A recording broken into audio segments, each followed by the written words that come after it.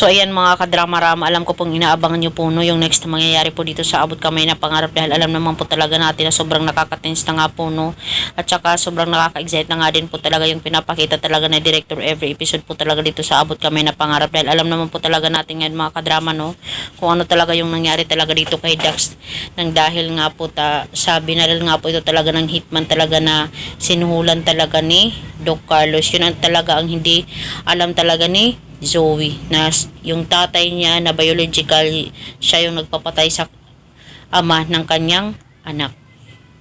So ngayon naman, itong lola naman niya, dahil nga po sa gusto niya talaga na wala siyang apo dito kay Zoe, ay talagang binigyan niya talaga ng pampalaglag ng baby niya.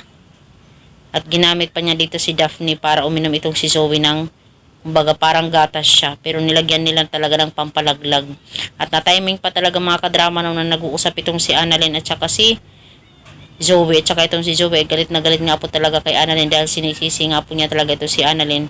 Bakit namatay si Dax? At ngayon naman, yung baby na naman niya yung isisisi sa kay Annalyn.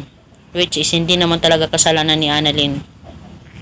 Yun lang talaga, dahil hindi talaga nakikita ni Zoe kung sino talaga yung nasa likod ng lahat ng ito. Pero alam naman po talaga natin mga kadrama na malalaman pa rin talaga ni Zoe yung katotohanan about dito, 'di ba? At saka siguro hihingi siya ng sorry kay Annalyn sa lahat ng pambibintang sa kanya, which is wala naman talaga siyang may papakitang ebidensya, 'di ba, na si Annalyn talaga yung pumatay. So siguro kung hindi nakialam si Annalyn doon sa pag-alis nila, pero kay yun kasi yung kanilang scenes. Kaya mga kadrama, tingnan na lang po talaga natin mga kadrama no. Talagang grabe talaga ngayon yung pinagdadaanan talaga ni Zoe. Kakamatay lang ni Dax. Grabe yung iyak niya na sana mabuhay pa si Dax para sa kanyang anak. Pero wala Hindi na siya pinalad. Sinabi pa nga ni Zoe dito kay Dax na umuki na si daddy na umalis tayo, ganito ganyan.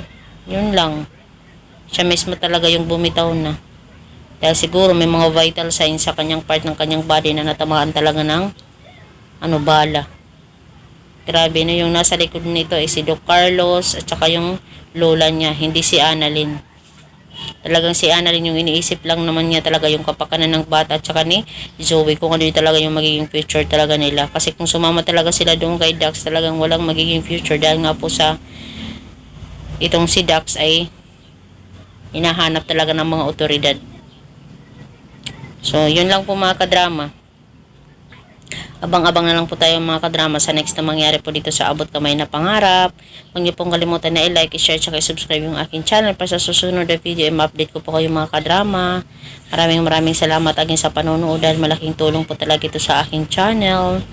Maraming salamat mga kadrama-rama. Abang-abang na lang po tayo.